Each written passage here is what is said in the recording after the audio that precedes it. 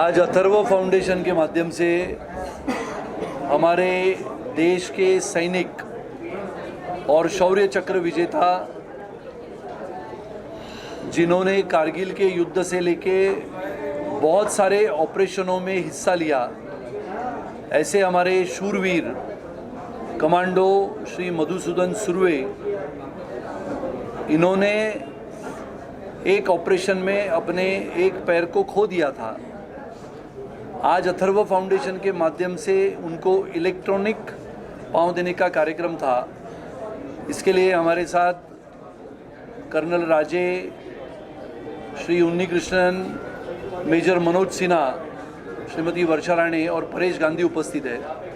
हम सब जानते हैं कि देश की सेवा करते समय बहुत सारे हमारे सैनिक जख्मी होते हैं।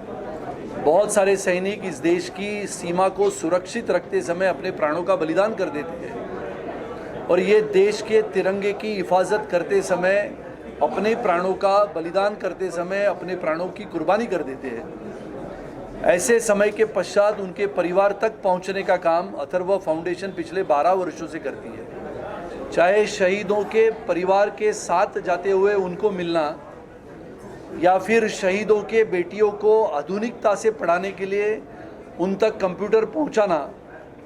देश भर के अलग अलग हिस्सों में मैं स्वयं जाता हूं और हमारे देश के उन शूरवीरों की कहानी आज के हमारे इस पीढ़ी को बताने के लिए हम प्रयास करते हैं।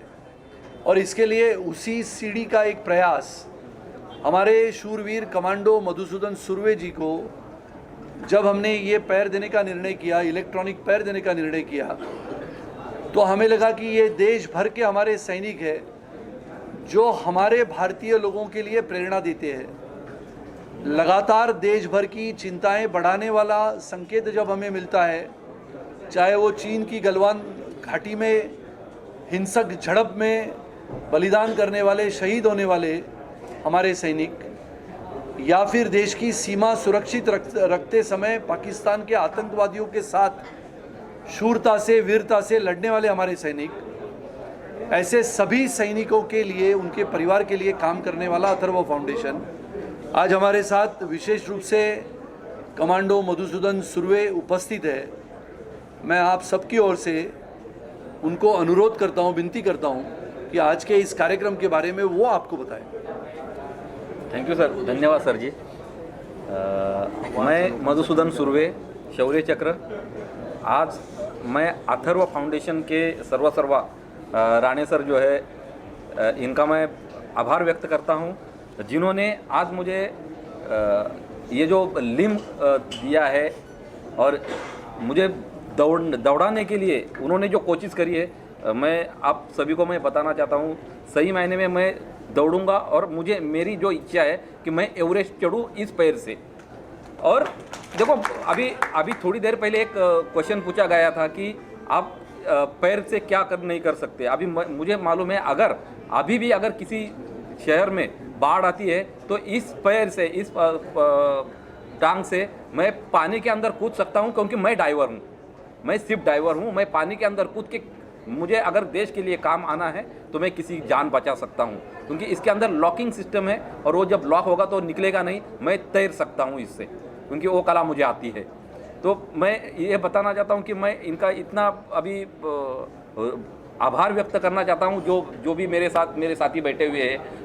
कर्नल साहब है, कर्नल राजे साहब है, उन्नी साहब है, गांधी सर ने जो यहाँ से प्रयत्न करके मुझे आज खड़ा किया है, राणे सर ने किया है, राणे मैडम ने जो आज जो प्रयत्न करके आज मुझे नहीं खड़ा किया, आज मेरी संपूर्ण भारतीय सेना जो है मेरे ऊपर या आप सभी के ऊपर जो गर्व कर रही है, क्योंकि हर क्षेत्र में कोई ना कोई अपना देश के लिए बलिदान देता है, लेकिन उनको पहचानने के लिए, उनके दुख को जानने के लिए राणे सर बाहर निकले हैं। और ये जो सब कुछ ये जो कर रहे हैं, उनके लिए आज पूरे देश का साथ होना चाहिए, क्योंकि राजनीति से परे, राजनीति इनके अंदर नहीं आनी चाहिए। क्योंकि जब मुझे वो मिले थे, उन्होंने कभी राजनीति का सवाल नहीं पूछा था। उन्होंने पूछा कि मैं आपको दौड़ के देखना चाहता हूं, और आज उन्होंने मुझे आज खड़ा किया दौड़ने के लिए। और मैं आपको चाहता हूं कि मैं दौड़ूंगा नहीं, मैं एवरेस्ट की कोशिश करूंगा कि मैं एवरेस्ट कैसा चढ़ूं। इसका जवाब मैं देता हूं आपको। विशेष रूप से जब 2014 में एक जगह पे प्रधानमंत्री इस नाते आदरणीय श्री नरेंद्र मोदी जी ने शपथ ली, महाराष्ट्र में मुख्यमंत्री इस नाते सम्माननीय देवेंद्र जी तभी मुख्यमंत्री बने। मैंने 2018-19 में लगातार हमने कार्यक्रम किए, मैंने और कर्नल राजे ने अथर्व फाउंडेशन के माध्यम से। ये सवाल का जो उत्तर है वो इसमें छुपा है कि महाराष्ट्र में सैनिक शहीद होने के पश्चात उसके परिवार को, जिसे अनुदान कहते हैं, वो 8.5 लाख रुपया मिलता था सिर्फ। विचार करो, ये महाराष्ट्र का सैनिक देश भर में, चाहे वो आतंकवादियों के साथ जूझता है, चाहे वो 1962 की लड़ाई हो, 65 की हो, 71 की हो, 84 की हो, 99 की हो, हर तरफ महाराष्ट्र का सैनिक और पूरे देश भर का सैनिक, चाहे पंजाब हो, हरियाणा हो, चंडीगढ़ हो, अलग अलग राज्यों से सैनिक निकलता है। महाराष्ट्र से भी सैनिक निकलता है, महाराष्ट्र के है।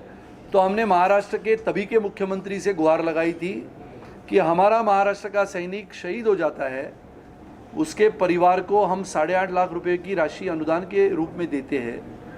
ये बहुत कम है। तो देवेंद्र जी ने तुरंत मुख्यमंत्री इस नाते 31 जनवरी 2018 को इस राशि को 25 लाख किया था। 31 जनवरी 2019 को इसको 50 लाख किया था। 26 जुलाई 2019 को षणमुखानंद के कार्यक्रम में इसको 1 करोड़ किया था।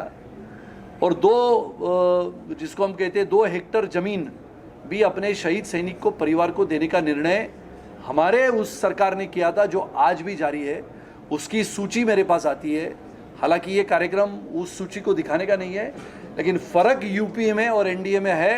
तो एनडीए ये देश के सैनिकों के सम्मान में लगातार आगे बढ़ चढ़ के काम कर रहा है। जैसे मैंने कहा कि हमने अभी 7 एम्बुलेंस भेजनी है 7 सिस्टर्स में, जिसमें 3 एम्बुलेंस हमने पहले ही भेज दी है, एक नागालैंड में, एक सिक्किम में और एक मणिपुर में।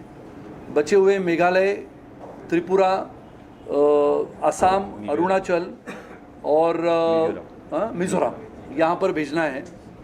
लगातार बेटियों को पढ़ाने के लिए आधुनिकता से कंप्यूटर हम उनके घर तक पहुँचाते हैं। आने वाले समय में बहुत अलग अलग कार्यक्रम हम करते हैं। जैसे कि मैंने कहा कि शहीद परिवार को मिलते हुए उनकी जो समस्याएं हैं वो हम सरकार तक लाते हैं। शहीद परिवारों की घर में जो बेटी है उसको पढ़ाने का काम हम करते हैं। दार्जिलिंग से लेके कलिम्पोंग से लेके सिक्किम तक अलग अलग जिसको हम कहते हैं कि सुविधाएं पहुंचाने का काम करते हैं। शहीदों के छोटे बेटे हैं, अभी एक नया कार्यक्रम मैं कर रहा हूं, जिनको फुटबॉल, बॉक्सिंग या कमांडो बनना है, उनकी अभी हम जानकारी हासिल कर रहे हैं, जिनकी उम्र बिल्कुल 10 साल 12 साल है। ऐसा एक सुयश गुरांग करके 10 साल का लड़का है। जब अपने वो माँ के पेट में था तब उसके पिताजी शहीद हुए। दार्जिलिंग में रहते हैं, 10 साल का है। जब मैंने उसको पूछा कि आपको क्या बनना है, तो उसका उत्तर था, मुझे देश का सबसे बहादुर कमांडो बनना है। तो ऐसे नौजवान बच्चों के लिए पूरे देश भर में अथर्व फाउंडेशन काम करता है। और इसके लिए आज के इस कार्यक्रम में हमारे कमांडो मधुसूदन सुर्वे जी आए। उनको हमने आज इलेक्ट्रॉनिक फूट, जो बहुत महत्वपूर्ण होता है, जिसको ब्लेड रनर कहा जाता है, वो आज उन्होंने पहना है। मैं उनके चेहरे पे जो कुछ खुशी देखना चाहता था वो आज मैंने देखी है। इसके लिए मैं उनका धन्यवाद देता हूँ कि उन्होंने हमसे ये जो हमने, जिसको हम कहते हैं कि एक छोटी सी हमारी भेंट थी, जो हमने उनको दी है। और मुझे लगता है कि भारत देश के सभी प्रतिष्ठित नागरिक देशभक्ति और देश प्रेम के लिए अपने हर सैनिक और अपने देश के सेना के प्रति सिर्फ सम्मान जता के आगे आए, तो अपना देश सही मायने में एक देशभक्त और देश प्रेमी देश कहलाया जाएगा, ऐसा मैं मानता हूँ। पुनः एक बार आप सबको धन्यवाद कहना चाहूँगा कि मुझे ये अपॉर्चुनिटी दी, ये इसमें पार्ट होने के लिए।